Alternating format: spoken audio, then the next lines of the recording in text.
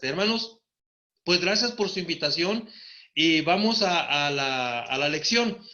Eh, Nuestra meditación en esta tarde se titula Las tres lecciones de Habacuc.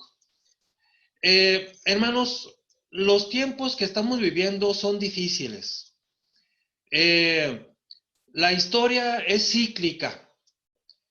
No estamos viviendo algo especialmente nosotros, ¿no, hermanos? La historia es siempre cíclica, los eventos regresan. Las sequías son cíclicas. Cada cierto periodo de tiempo a la tierra le invade la sequía. Las tormentas, las inundaciones son cíclicas. Pero también otro tipo de fenómenos son cíclicos. Las pandemias son cíclicas. En la Biblia, hermanos, se tiene una palabra especial para este tipo de eventos. La peste, así le llamaban. Incluso los antiguos, todavía así, nuestros abuelos, así llamaban a este tipo de situaciones. La peste, cuando venía la viruela, cuando atacaban enfermedades como el sarampión y que en aquellos tiempos causaban mucha mortandad por grandes enfermedades que no se tenían los medicamentos adecuados y causaban muertes en muchos países. Quizá no se sabía como hoy, que hoy pues las noticias corren, le llamaban pestes. Hermanos, esto es cíclico. Hermanos, los tiempos que vivimos son difíciles. Hermanos, ¿quién diría, hermanos, que nos tocaría ver escenas que hoy vemos, hermanos, en nuestro país y fuera del país? ¿Quién diría que veríamos ciudades que parecen fantasmas porque nadie sale, porque estamos aislados? Yo llevo ya casi 40 días que no salgo de la casa, hermanos, porque aquí en Torreón, pues la indicación es esa, no salga. Si no tiene a qué salir, no salga. Más aquellas personas que ya tenemos de cierta edad para arriba y que aparte, pues se tienen complicaciones como todo lo que tienen sobrepeso, hipertensión, diabetes y otro tipo de enfermedades o cosas, ¿verdad?, que hacen muy riesgoso y dice, no salga, hermanos. Y eso vemos hoy escenas, o como decía, de ciudades en México y fuera de México que parecen ciudades fantasmas. La calle está vacía, los comercios casi solos. Hermanos, esto, ¿quién diría que lo íbamos a ver? Hermanos, nos ataca algo terrible, el famoso coronavirus, ¿verdad? Pero como decía, hermanos, este tipo de cosas no son nuevas. Ante esto, hermanos, la gente se llena de pánico, de terror, de dudas, de incertidumbre y falta de fe. Pero los cristianos debemos demostrarle al mundo qué tipo de gente somos. Son días precisamente como estos que estamos viviendo, donde la gente debe ver qué es un cristiano. El cristiano es un hombre, hombre o mujer, es un ser humano que afronta estas cosas con fe, con paciencia, con esperanza en Dios. Pero también quiero que sepan otra cosa, hermanos. La gran pandemia, hermanos, de este siglo no es precisamente el coronavirus. No, hermanos. La gran pandemia de este siglo que está causando mucho daño se llama pecado. ¿Sabía usted, hermanos, que gracias al pecado existe hoy mucha violencia contra la mujer? Existe mucha violencia de todos contra todos. Hay crímenes, asaltos, abunda la corrupción, abunda la maldad y el hombre no hace nada, hermanos, para combatir esto. La crisis verdadera es la crisis espiritual, porque el mundo está sumergido en una crisis de valores. El hombre, hermanos, ya no cree, el hombre en términos general, ya no cree en la bondad, en la honestidad, menos en la santidad, en la misericordia, no, hermanos, porque estamos bombardeados por una sociedad que exalta la maldad. Ve usted las películas de cualquier país y son películas donde ahora los malos ganan, donde los que roban los bancos al final de la película se quedan felices y se llevan los millones que robaron, se los llevan a un país apartado y allá viven felices. Vean las novelas donde triunfa el adúltero, el criminal. Escuche las canciones mexicanas, donde se exalta al narcotraficante, donde se exalta al matón. Hermanos, vean el ejemplo que nos dejan los líderes de opinión. Gente, hermanos, que roba Y después de que robó millones, hermanos, ahora vive feliz en otro país. Y nadie le puede hacer nada. Eso es lo que nos tiene como nos tiene, hermanos. Un mundo caótico, un mundo difícil. Y para acabar de completar, pues nos llega el coronavirus, hermanos. Pero, hermanos, realmente la situación es muy difícil. ¿Qué tenemos que aprender nosotros de eso? El coronavirus, hermanos, ha venido a encajonarnos, a meternos a la casa y créalo, hay muchas familias que están ya desesperadas porque no aguantan estar en la casa. Está comprobado, hermanos, que en México ha aumentado la violencia intrafamiliar porque los hijos a veces no están impuestos a vivir con sus padres. El esposo ya no está impuesto a vivir con su esposa y ahora el coronavirus nos ha obligado a estar en la casa y ha aumentado, hermanos, la violencia intrafamiliar. Los robos no han cesado. La corrupción no ha cesado, hermanos. Tal parece que vamos a salir de este coronavirus y el hombre siguió igual. El corrupto va a seguir corrupto, el ladrón sigue ladrón, el adúltero va a seguir adúltero. Es decir, la situación no va a cambiar. La crisis auténtica va a seguir igual. Pero, hermanos, la iglesia necesita aprender algo de esta situación que estamos viviendo, de este encierro, de este pánico que a algunos los ha llevado a situaciones difíciles, porque, hermanos, los medios de comunicación no dejan de bombardearnos. Nos dan dos mensajes ambivalentes, o sea, contradictorios. Por un lado nos dicen, no se asuste del coronavirus, pero por otro lado, cada rato, hermanos, y dale, que ya van cuántos muertos y cuántos infectados, y que vamos para más, y que vamos para más. O sea, nos están bombardeando con esta situación, hermanos, que mucha gente, hermanos, créanlo, está en pánico, está asustada, mucha gente está llena de temores, de dudas, de incertidumbre, en estrés. Pasando esto, no va a haber mucha gente con ayuda psiquiátrica porque esto lo va a llevar a un caos. Hermanos, la iglesia, ¿qué tiene que aprender de esto? Habacuc nos deja una gran lección. Les decía, esto es cíclico. Esto no es nuevo lo que estamos viviendo. Habacuc, en su libro, nos dice que él observó lo mismo. Pero él aprendió 3 lecciones que hoy quiero que nosotros, hermanos, las reflexionemos, porque es lo que hoy la iglesia de Cristo necesita aprender. La iglesia de Cristo y los cristianos tenemos que sacar un aprendizaje de esto que estamos viviendo. Habacuc nos da estas grandes 3 lecciones. Miren, hermanos, en la época de Habacuc, Habacuc vivió bajo el reinado del rey Joacim. Y hermanos, a Habacuc le tocó también una tormenta social impresionante. Si usted lee el capítulo 1, lo puede hacer después. Dice Habacuc, veo ante mis ojos destrucción, violencia, surgen riñas, abundan contiendas. Lo que ve Habacuc es una crisis de valores espirituales y morales. Dice Habacuc, yo veo pleitos entre la gente, el rico abusa del pobre, el fuerte humilla al débil. Dice, todos contra todos, abundan los robos, las violaciones, y nadie pone un orden. Dice además Habacuc, yo veo cómo con dinero se compra la justicia. El hombre pobre puede tener razón, pero el juez le da la razón al hombre rico, porque el rico tiene con qué pagar. El hombre pobre robó una latita de atún en un supermercado y se va a la cárcel y no sale. Ah, pero el rico roba millones de millones y sale libre porque paga una fianza y no sé quién más le va a pagar. Y el que robó un atún se pasa años en la cárcel porque nadie lo quiere defender y lo olvidan. Y el rico, como robó muchísimo dinero al corrupto, nadie le va a hacer nada, se vuelve intocable. Intocable, ni lo mencionen, porque se puede enojar y a todos nos va mal. Es lo que ve Habacuc.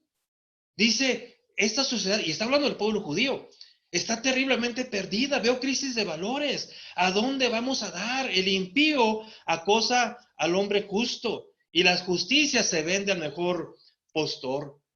Y Habacuc se queja con Dios. Y entonces Dios le da una respuesta. Y cuando Dios le da la respuesta a Habacuc queda impresionado. Dice Dios en el capítulo 1, dice, estoy preparando al pueblo de los caldeos, a los babilónicos, para que vengan contra el pueblo judío y le den una lección tremenda. Y Habacuc sabía qué tipo de gente eran los babilónicos, los caldeos. Era un pueblo terrible, hermanos. Cuando los caldeos iban sobre un pueblo, hermanos, para conquistarlo, lo sometían, lo humillaban, lo destrozaban, lo dejaban en la calle. Y entonces Dios le revela a Habacuc lo que viene. Y Habacuc se queda sorprendido al vernos lo que le va a pasar al pueblo judío. Y hermanos, Habacuc, cuando se da cuenta que viene una gran calamidad, que aparte de la crisis moral, los robos, los asaltos, la corrupción, lo que viene aparte es una crisis tremenda porque van a sufrir guerra y van a llevarse cautivos a muchos judíos. Y muchas ciudades van a quedar desoladas. Fíjese, cuando esto se cumple, quizá Habacuc ve lo que hoy vemos nosotros. Dice la historia, hermanos, que cuando el pueblo de Babilonia se va sobre el pueblo judío, hermanos, destruye Jerusalén.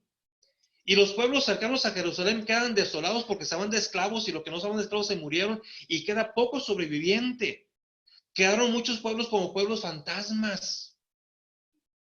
Hermanos, hoy hay ciudades en México y en el mundo donde alguien se puede pasar por el centro y, como decía, calles vacías, negocios cerrados, que hoy, hermano, ya muchos quieren volver a abrir porque se va a venir a la bancarrota. Esto se va a poner muy difícil, dicen algunos. Habacuc eso miró en el pueblo judío.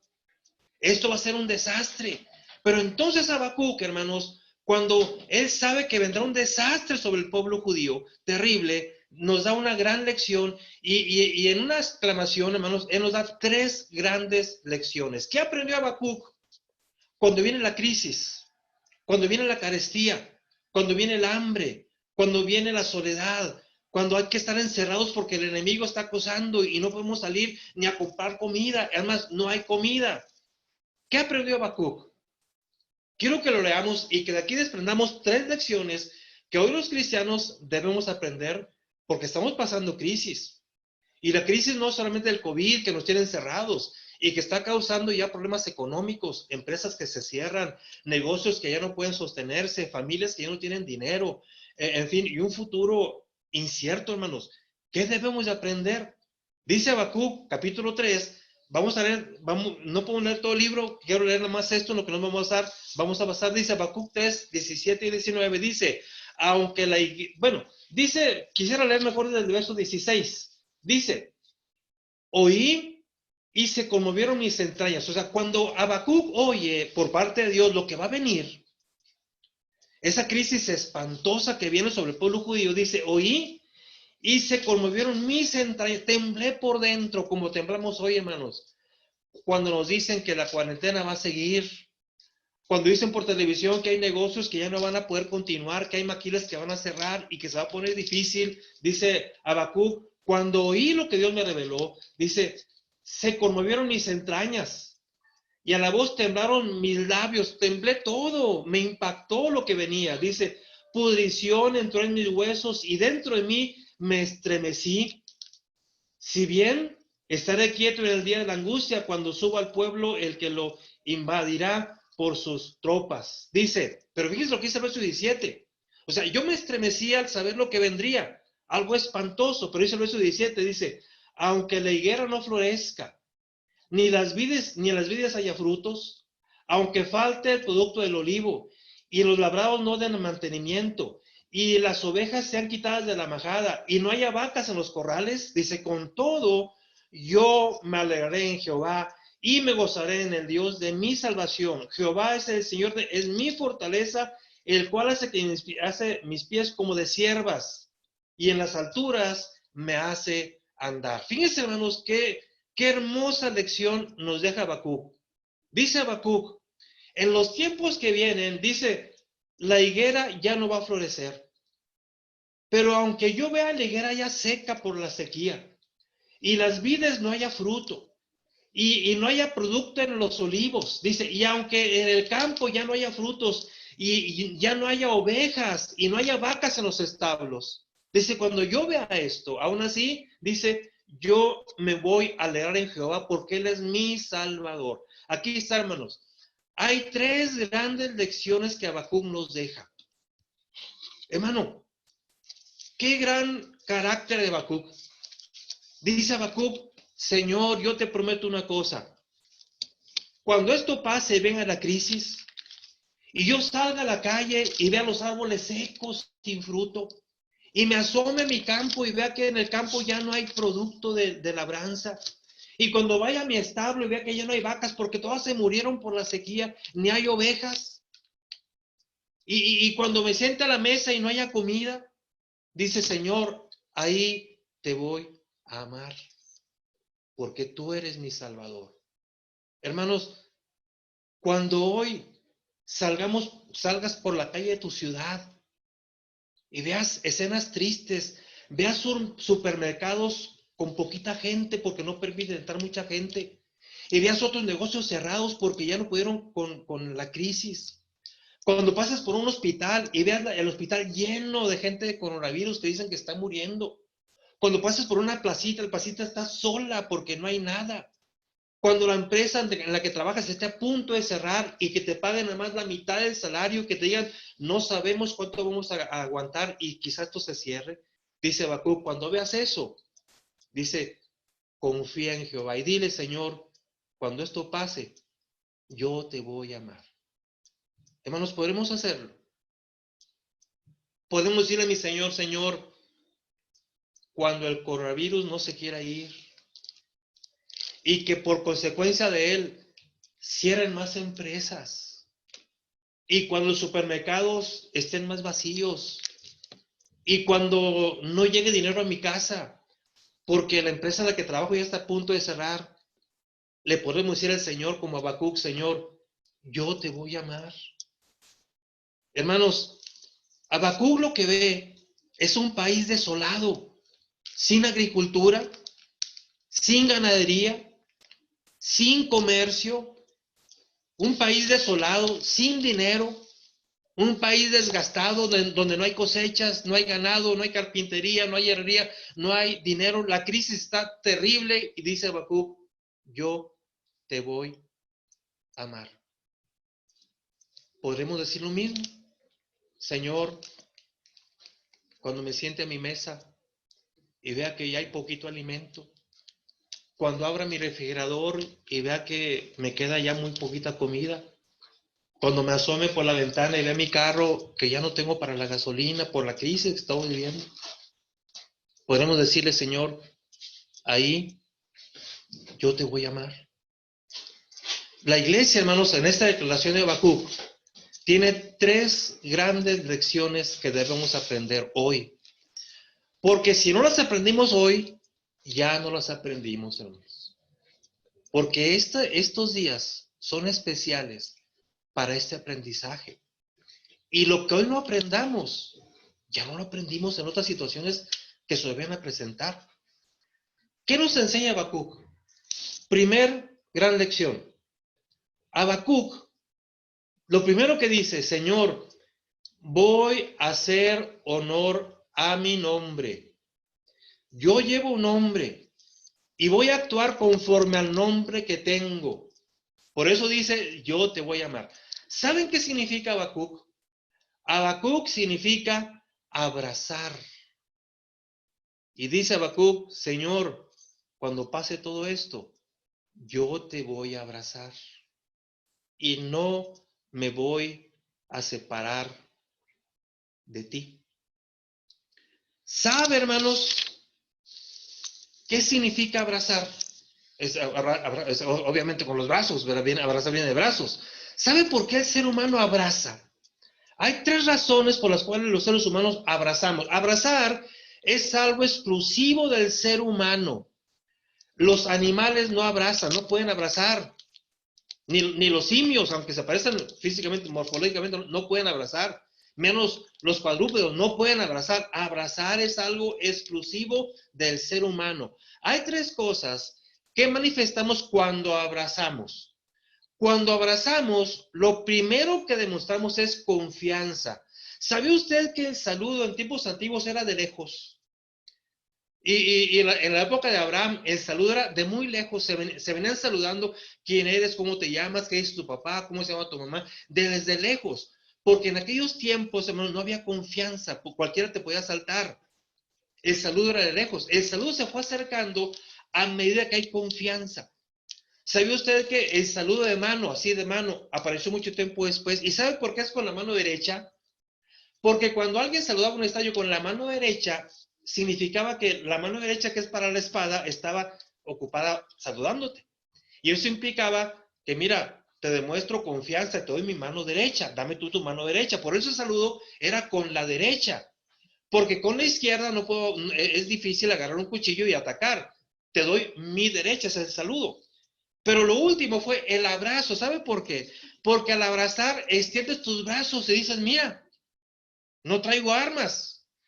O sea, estoy indefenso. Confío en ti. Y era el abrazo, fue el clímax de un saludo. Cuando alguien abraza, hermanos, confíe, dice, mira, aquí estoy. No voy a hacerte daño, te voy a abrazar. Mira, abro mis brazos para que veas que no traigo nada con que atacar. Abrazar implica que te tengo confianza. Abrazar implica, en segundo lugar, que te tengo amor, quiero sentirte cerca. Cuando te abrazo, mi corazón queda cerca al tuyo. Por lo tanto, nos empatamos. Y tercero, abrazar implica refugio. Cuando, hermanos, alguien se siente muy solo, ¿sabes qué necesita? Un abrazo. Y cuando tú lo abrazas, siente que tú eres un refugio para él. Dice Habacuc, Señor, cuando venga todo esto, yo voy a hacer honor a mi nombre. Mi nombre significa abrazar, Señor, y yo te voy a abrazar, porque tú eres mi refugio, porque confío en ti. Hermanos, ¿se acuerdan de Jacob? Es una historia que voy a recordar, ustedes saben dónde está, no voy a leerla porque el tiempo ya no lo permite, pero Jacob, ¿se acuerdan cuando Jacob viene de regreso para el encuentro con su hermano Esaú? Duró años con Labán y se acuerdan que Jacob se fue huyendo con su tío Labán porque su hermano Esaú lo quería matar, porque le robó la primogenitura. Y ahora que viene de regreso, dice Jacob, mi hermano va a matar. Y manda mensajeros. Y los mensajeros regresan y dicen, Jacob, mi amo, Esaú viene a tu encuentro con 400 hombres y Jacob se asusta. Y esta noche Jacob no puede dormir. Dice, mi hermano viene y me va a matar. Y se prepara y esconde o protege a sus mujeres, a sus hijos, porque dice, mi hermano mañana que lo encuentre me va a matar, lo vamos a encontrar y me va a matar. Y esa noche dice la palabra de Dios que un ángel, un varón, un ángel apareció. ¿Y saben qué hizo Esaú? Pero en Jacob, se lo recuerda, ¿verdad? Dice la Biblia que Jacob, bueno, la narración dice luchó, no luchó, hermanos, se aferró, abrazó al ángel, ¿se acuerda? ¿Y sabe qué le dijo? El ángel le decía, suéltame, ya va a amanecer, suéltame, porque Jacob lo tenía abrazado. Y cuando el ángel dice, suéltame, dice Jacob, no te suelto. Lo tenía abrazado. Dice, no te suelto hasta que me bendigas. ¿Por qué Jacob quería la bendición del ángel? Porque mañana tengo un problema con mi hermano. Por lo tanto, hoy me abrazo al ángel de Jehová y no lo suelto hasta que me bendiga. Hermanos, Habacuc dice, yo me abrazo de mi Señor. Vienen días difíciles, pero yo me abrazo de mi Señor, como Jacob se abrazó de aquel ángel, y el ángel, hermanos, no tuvo otra cosa más que bendecirlo para que Jacob lo soltara. Hermanos, ¿se acuerdan de Moisés? Fue lo mismo que hizo Moisés. Después del becerro de oro, Moisés, hermanos, recibe de parte de Dios una terrible noticia. Dice Dios, mira, Moisés, este pueblo me tiene harto. Ya lo último que hicieron, el becerro de oro, ya no lo puedo pasar por alto. ¿Sabes qué? Moisés, ahí nos vemos. Mira, yo me voy a Canaán, allá te espero, tú llévate a tu pueblo por todo el desierto. Y Moisés, ¿sabe qué dijo Moisés? Dice Moisés, usted lo puede consultar en Éxodo 32:15. Dice Moisés, no, Señor, si tú no vas conmigo, yo no voy. Si tú no vas a ir conmigo, no me saques de aquí. ¿Qué está haciendo Moisés? Señor, yo me abrazo de ti. Y a donde tú vayas, yo voy. Y si tú no sales de aquí, yo tampoco salgo. Moisés nos está revelando. Lo que está diciendo a Jehová es, Señor, yo quiero abrazarme de ti. Yo no puedo ir solo. Yo me voy a abrazar de ti. Esa es la lección de Habacuc. Dice Habacuc, Señor, yo me voy a alegrar contigo y me abrazo a ti. Voy a hacer honor a mi nombre. Hermanos, hoy es el momento para que los cristianos hagamos honor a nuestro nombre. ¿Cómo nos llamamos? Cristianos. Bueno, vamos a hacer honor a nuestro nombre y vamos a amarrarnos, vamos a aferrarnos, vamos a abrazar a Cristo. Somos cristianos. Hermanos, momentos como este nos hacen poner los pies en la realidad. Mucha gente en el mundo, hermanos, antes del coronavirus, estaba ya poseída por la soberbia. Y mucha gente en el mundo estaba como Nabucodonosor. ¿Se acuerdan de Nabucodonosor? Nabucodonosor se paró en su palacio, miró todo su reino y dijo, este es mi reino que yo construí con mi poder y con mi sabiduría y para mi gloria. Hermanos, ¿cuánta gente en el mundo había así? Tengo mi trabajo, trabajo en una gran empresa, porque tengo mi profesión, tengo mi dinero, y dijeron, estoy bien. ¿Y ahora cómo están, hermanos? Este coronavirus, hermanos, nos ha hecho reflexionar que aquello que tú creías seguro es inestable, hermanos. ¿Cuánta gente estaba orgullosa? Bueno, hay que estar orgulloso, ¿no? Pero me refiero a que estaba soberbia diciendo, en la empresa que estoy, ya la hice. Tengo estabilidad y tengo mi futuro asegurado. Y hoy esa empresa está a punto de quebrar. ¿O no es así, hermanos? Este coronavirus nos pone en evidencia la fragilidad de las cosas en las cuales a veces confiamos. ¿Cuántos cristianos estábamos cayendo en lo mismo? Y nuestra confianza ya no estaba en Cristo. ¿Cuántos cristianos hoy ya estaban confiando más que en Cristo? En decir, yo soy profesionista, soy ingeniero, y yo me abro las puertas en todos lados. Mira, ya tengo mi casa, tengo mi carro, yo ya la hice. Y ese cristiano ya se estaba enfriando porque su confianza ya no estaba en Cristo. Esto, hermanos, debe abrirnos los ojos. Y este coronavirus, este encierro, nos hace ver lo frágil que es confiar en las cosas de este mundo. ¿O no es cierto, hermanos? ¿Cuántos confiaban ya en su trabajo, en su profesión, en su autoempleo? Yo soy microempresario, yo tengo mi propia empresa, yo no necesito amarrarme a una empresa como la Coca-Cola o como el John Deere. No, yo tengo mi propia empresa, yo tengo inteligencia, mi propia empresa, soy microempresario. ¿Y ahorita dónde están esos microempresarios? No saben qué hacer, espantados porque ya están en la crisis total. Esto, hermano, nos enseña que debemos actuar como lo que somos, que somos cristianos. Entonces el cristiano necesita demostrar al mundo que nos amarramos, nos abrazamos a Cristo y que nuestros ojos, hermanos, vuelvan a fijarse en Cristo, puesto los ojos en Jesús, el autor y consumador de nuestra salvación.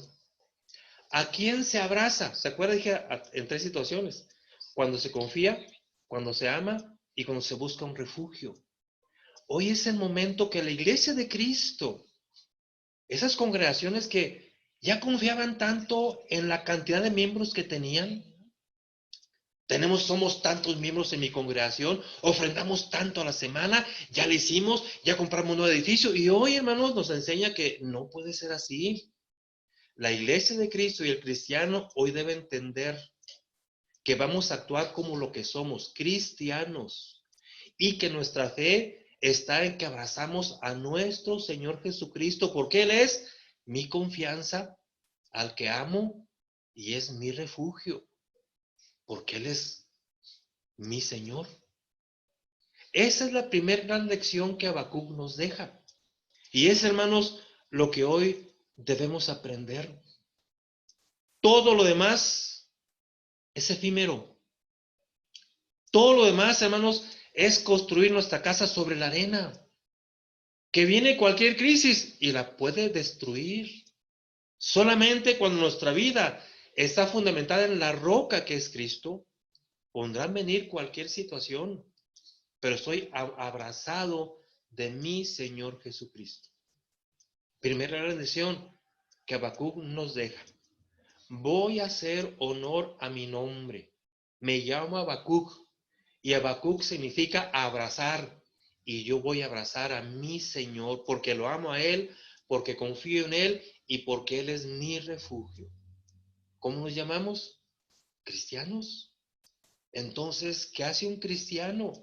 Sintiéndose ya autosuficiente y pensando que porque ya tenía un trabajo, ya tiene una profesión, ya pertenece a cierta empresa, ya tiene cierto dinero ahorrado en el banco, dijo, ya la hice, ¿no? El coronavirus nos ha demostrado lo efímero y lo frágil que es confiar en las cosas de este mundo. Espero que la iglesia lo entienda y que haya cristianos que lo entendamos, porque no quiero pensar, pero lo estoy pensando, que hay hermanos que no lo han entendido. Hermanos que antes de esta crisis ya estaban con cierta soberbia, poniendo a Cristo en segundo lugar y confiando más en su trabajo. Y después de esta crisis van a seguir igual. Se ha dicho, hermanos, que de esta crisis, algunos, lo único que vamos a tener de más es sobrepeso.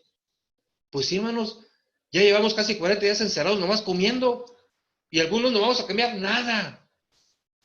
Lo único que cambió fue kilos de más. Ojalá que esto no sea así y que aprendamos esta primer gran lección. Segunda gran lección que nos enseña Habacuc, que Habacuc aprendió y que nosotros también podemos aprender. Dice Habacuc, dice, con todo, verso 18, capítulo 3, yo me alegraré en Jehová y me gozaré en el Dios de mi salvación. Jehová, el Señor es mi fortaleza. Es mi fortaleza. Dios de mi salvación. Me gusta, hermanos, esta palabra, salvación. Se dice que la palabra Dios es mi salvación. Otras versiones la traducen Dios es mi libertador. Y otras versiones traducen Dios es mi restaurador. Me impresiona la tercera palabra que se puede traducir. Dice Habacuc, yo voy a amar a Dios en esta carestía, en esta crisis, porque Dios es mi restaurador. El que me restaura. Hermanos, ¿y saben qué es restaurar? Restaurar, hermanos, es la acción que se ejerce sobre algo, un objeto o lo que sea, que ha quedado roto o destruido. Cuando un objeto valioso quedó roto o totalmente destruido, quedó hecho pedazos, ¿saben qué se puede hacer? Se puede restaurar. ¿Y qué es restaurar? Restaurar significa que ese objeto que quedó hecho pedazos, yo tomo los pedazos, los vuelvo a unir y el objeto que una vez fue roto, le doy su estado original, lo restauré. No cualquiera puede restaurar algo. Para ser un restaurador se necesita experiencia y conocimiento. ¿Sabía usted, hermano, que hay restauradores de profesión? Por ejemplo, una pirámide antigua se está desgastando con el tiempo, se está yendo para abajo, se está destruyendo y contratan restauradores. ¿Sabe qué hace el restaurador? El restaurador sabe cuál es el material con que aquella pirámide fue construida, las medidas, y restauran la pirámide. Esa pirámide que ya estaba deshecha, la restauran y queda como estaba en su estado original. Se le restauró. Eso es restaurar. Algo que ya está destruido, lo levantamos, recogemos los pedazos y volvemos a darle su estado original, como una pirámide, como una pintura. ¿Sabe usted que hay restauradores de arte de pintura? O puede ser que exista un cuadro de un pintor famoso, pero ese cuadro es muy antiguo y ya está todo dañado. Se contrata un restaurador y el restaurador deja el cuadro exactamente como estaba en su estado original, lo restauró. Hermanos, Dios, dice Habacuc, es mi restaurador. La crisis, las situaciones me pueden hacer pedazos, me pueden tumbar, pero confío en que el Señor es mi restaurador. Aunque me sienta hecho pedazos, aunque la situación sienta que me está destruyendo, hay alguien que me va a restaurar, me va a levantar y me va a ¿Ya lo reponer y me va a encontró? recuperar. Y ¿Ahí es lo mi encuentras? Señor. ¿Ya lo En encontraste ahora sí? eso, en eso, estaba confiando Habacuc. Habacuc sabía la historia del pueblo judío. Por ejemplo, Habacuc sabía que en una ocasión el pueblo judío fue humillado en Egipto. Y Habacuc sabía cómo Dios restauró al pueblo judío, sacándolo de Egipto y llevándolo a Canaán y restaurándolo como un pueblo libre y poderoso, con un rey, con una ley. Habacuc sabía cómo Dios restaura a su pueblo. Dice Habacuc, yo sé que eso tú harás conmigo. Tú eres mi restaurador. Por lo tanto, aunque vea la vid sin uvas y mi establo sin vacas y sin ovejas, y vea mi mesa sin alimento y la crisis tremenda, tú me vas a restaurar. Y aunque me sienta hecho pedazos, tú me vas a levantar. Yo confío en eso. Hermanos, ¿se acuerdan de Ezequiel? Aquella visión impresionante del capítulo 37. Dice Ezequiel que él fue llevado en espíritu a un valle lleno de huesos secos.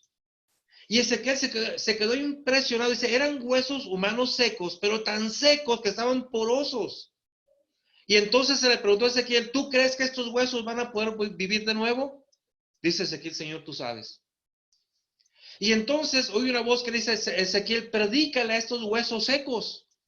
Y Ezequiel se queda sorprendido, es una visión, porque él ve como los huesos secos comienzan a juntarse. Tendones los unen, se cubren de músculo, de piel y se forman seres humanos. Y después de esta visión, Jehová le da la interpretación de esta visión. Y le dice, mira Ezequiel, mi pueblo, porque ya estaban en el exilio, estaban allá cautivos, dice, se siente acabado, se siente destruido y se siente como un hueso seco. Pero aunque sea hueso seco, yo lo voy a restaurar. Y se cumplió, hermanos. Ezequiel lo miró en visión. Hermanos, ¿cuál era la lección para el pueblo judío? Te puedes sentir destruido como un hueso seco. Un hueso seco que ya no tiene esperanza de vivir. Te puedes sentir deshecho, pero Dios te puede restaurar. Hermanos, esa es la gran lección para nosotros. ¿Cómo nos sentimos? La crisis, vuelvo a repetir, no es nada más el coronavirus. La crisis es la violencia, la corrupción.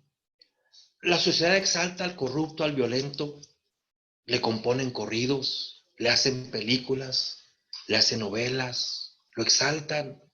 Y al hombre justo y honesto, al bueno, no le dice nada. Usted puede hacer algo bueno y no salir en la tele, pero el corrupto roba y sale hasta en la tele con su foto y además ya hasta lo protegen. Ponle aquí en los ojos algo negrito y no diga su nombre, di Alberto N., Jesús N., porque pobrecito se va a traumar si pones todo su nombre. Se fijan, se está protegiendo al corrupto, al nefasto, se le exalta y a lo bueno se le olvida. Y aparte viene el coronavirus. Hermano, sentimos que vamos a quedar como hueso seco y decir, Señor, ¿y de esta cómo voy a salir? Hay tanto enfermo en mi ciudad, hay negocios que están cerrando, en mi trabajo ya nos redujeron al 50%, y si esto se prolonga, mi empresa no va a aguantar. Dices, me siento hueso seco. Entonces recordar lo que hizo Habacuc, Señor, tú eres mi restaurador. Y restaurar significa algo que quedó hecho pedazos. El restaurador junta los pedazos y vuelve a unificar ese objeto y darle su estado original. Y el ejemplo más claro lo vimos en Ezequiel. Son huesos secos, dice Jehová.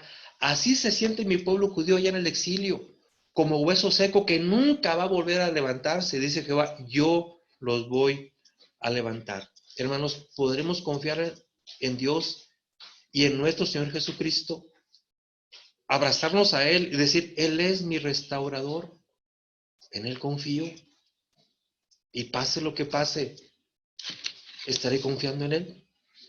La iglesia de Cristo y los cristianos hoy debemos aprender eso, abrazarnos de Cristo. Él es nuestro refugio, no mi trabajo, no mi profesión, no mi dinero. Aprendámoslo hoy. ¿Y qué más? Segunda lección, Él es nuestro restaurador. No va a ser mis amigos influyentes que me van a acomodar en un nuevo trabajo. No va a ser mi título, el que con mi título voy a salir y voy a conseguir otro trabajo aunque pierda este, no. Es Dios el que me va a restaurar.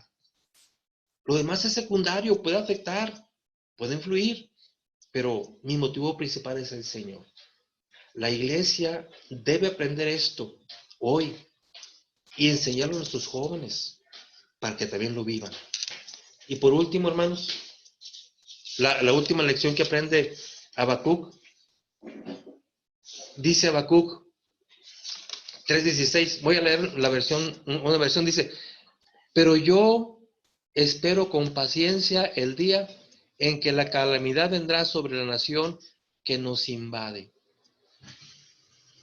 Habacuc 3:16. Dice, mira Señor, tú me has dicho que viene Babilonia y nos va a destruir, pero yo ya te lo prometí. Aunque la higuera no dé higos y el campo quede desierto, yo te voy a amar, porque tú eres mi restaurador. Pero ¿qué dice? Señor, yo voy a esperar con paciencia. Cuando venga todo esto, yo seré paciente, porque voy a esperar que la nación que nos invade, a su vez, sufra calamidad. ¿Qué significa esto? Que Dios se encarga de poner orden en las cosas, que todo va a pasar, que toda crisis Dios le pone un límite. Hermanos, aunque a veces nos parezca difícil, Dios hay que confiar en Él. Esto va a pasar, porque Dios así lo va a determinar. Esto no va a ser para siempre. El único que permanece es Dios. ¿Se acuerdan, hermanos, cuando el pueblo judío va saliendo de Egipto, va rumbo a Canaán, y que Faraón se arrepiente de que los dejó en libertad? Y manda al ejército para que los regrese a la esclavitud. Dice la Biblia que el ejército de Egipto va tras los judíos, y los judíos se encuentran entre la espada y la pared. Adelante está el mar, no pueden avanzar más, atrás viene el ejército y a los lados hay desierto. Y el judío se desespera y van con Moisés, dicen, vamos a morir, ¿para dónde corremos? No hay para dónde, estamos ya entre la espada y la pared, nos van a matar los egipcios. Y entonces Jehová da la respuesta. ¿Y saben cuál fue la respuesta? Viene en Éxodo. Dice Jehová al pueblo, a, al pueblo judío. Le dice en Éxodo 14:14, dice, ustedes quédense quietos y vean el ejército de Egipto que viene. Y véanlo bien porque no lo van a volver a ver. Yo pelaré por ustedes. ¿Y ustedes saben la historia? ¿Verdad que saben? El pueblo judío no movió un dedo. Dios se encargó de eliminar al peligro. Dios es el que nos protege. Y dice Habacuc, con tranquilidad voy a esperar que tú elimines a los que nos traen la calamidad. Con paciencia, con fe, vamos a esperar que Dios pondrá los medios para quitar aquello que hoy nos aflige. Pero confiar en Dios. El pueblo judío le quedó muy clara esa lección. Precisamente Habacuc estaba hablando junto con Ezequiel de la cautividad en Babilonia. Hermanos, ¿sabe usted que el pueblo judío aprendió 3 cosas estando cautivo en Babilonia? Fue una cautividad espantosa. Jerusalén quedó destruida, pueblos fantasma. La cautividad duró 70 años. Cuando eso termina, el pueblo judío vuelve a Canaán, pero aprendió 3 cosas indispensables, cosas que él había ignorado. Primero, el pueblo judío jamás volvió a la idolatría. Si usted lee la historia, antes de la cautividad en Babilonia, el pueblo judío había caído en la idolatría con el dios Baal. ¿Cómo batallaron los profetas contra Baal? Elías, después de aquel triunfo contra los 450 sacerdotes de Baal, parecería que se acabó el culto a Baal. No, no se acabó. El judío siguió con Baal. Pero sabe una cosa, la cautividad le enseñó al pueblo judío que Dios es único. Y cuando vuelven de la cautividad, jamás han vuelto a ser idólatras. Aprendieron que es Dios el que está sobre nosotros. Segundo, aprendieron a guardar la ley, aunque se pasaron, ¿verdad? Pero aprendieron a guardar la ley. Antes de la cautividad, hermanos, ¿sabía usted que a los judíos se les olvidaba la ley de Moisés? Josías, un rey que empezó a reinar de 8 años de edad, manda a reconstruir el templo. Y cuando los albañiles andan reconstruyendo el templo, encuentran un rollo los albañiles, pero como no sabían leer, no sabían qué era. Y lo mandan con quien sepa leer y se sorprenden. Era un rollo que estaba ahí olvidado, entre el escombro. Los albañiles lo encuentran ahí y no saben qué es. Y cuando alguien lo lee, dice, es la ley de Moisés. Y se lo llaman a Josías. Mira, Josías, lo que encontramos era la ley. Y Josías rasga sus vestidos. ¿Y cómo es posible que como pueblo olvidamos la ley de Moisés? Jamás lo volvieron a hacer después del cautiverio. Aprendieron, otra vez, no la idolatría y no olvidarse de la ley. Jamás la volvieron a perder, porque antes la perdían. Se los olvidaba por lo mismo, no se olvidaba la Pascua, se los olvidaba la Pascua, hermanos. En fin, lea la historia de Josías y se da cuenta del desastre del pueblo judío, pero después de la cautividad no volvieron a cometer esos errores. Cero idolatría, apego a la ley y tercero, valorar las cosas de Dios. El templo, las ceremonias. Por eso surgen los fariseos, para dar énfasis a la ley, aunque también se fueron al extremo después. Hermanos, la iglesia tiene que aprender esto, esas 3 lecciones, con esto, que Dios, abrazarnos a Él, al Señor Jesucristo. Él es nuestro restaurador y entender que esto va a pasar, pero tenemos que aprender algo, que no podemos olvidarnos de la ley de Dios. Antes del coronavirus, ¿cuántos hermanos no leían la Biblia? La Biblia olvidada. Espero que esto nos sirva para acercarnos más a la ley de Dios. ¿Cuántos hermanos antes del coronavirus a la iglesia iban nada más el domingo en la mañana, pudiendo ir en la tarde, pero en la tarde ya no iban? Ojalá que pasó el coronavirus, vayamos mañana y tarde a la iglesia, los que tengan mañana y tarde. Aprender que dependemos de Dios. El pueblo se olvidó de Baal. Otra vez el cristiano tiene que aprender, dependemos de Dios. El trabajo, el título, eso es secundario. Eso es efímero. Ya lo hemos comprobado. Está más que claro. Aprenderemos la lección. Dice Habacuc, yo te voy a amar. Te voy a abrazar porque es mi restaurador. Y sé que esto va a pasar. Y algo tenemos que aprender. Hermanos, que Dios nos dé sabiduría para que los jóvenes y los adultos en la iglesia podamos aprender esto de esa situación. Que la iglesia salga fortalecida de crisis como esta y que la iglesia madure y que el cristiano a nivel personal sea mejor y madure después de situaciones como estas. 3 grandes lecciones. Aprendimos a que debemos abrazarnos de mi Señor, hacer honor a nuestro nombre como Habacuc. Si soy cristiano, voy a actuar como cristiano y me abrazo de mi Señor Jesucristo. Aprender que el que restaura es Dios, no mi título, no mi empresa, no mis conocidos. Eso es secundario, puede influir, pero el que dice es Dios el que restaura. Y aprender, hermanos, que de esta lección podemos quedarnos con 3 grandes lecciones. Amar a Dios, confiar en Él es mi restaurador y saber que esto va a pasar. Y cuando esto pase, vamos a ser mejores. Yo espero, hermanos, que estas palabras sean de motivación y de lección para todos y cada uno de nosotros. Doy gracias a los hermanos que me tomaron en cuenta para darles esta lección y esta exhortación que es de la palabra del Señor, y me dio mucho gusto estar aquí con ustedes. Gracias por darme esta oportunidad de al menos conocerles, al menos a través de este medio, y gracias por su atención. Hermanos, que Dios les bendiga. Dejo el micrófono a los hermanos que nos están presidiendo. Muchas gracias, son muy amables.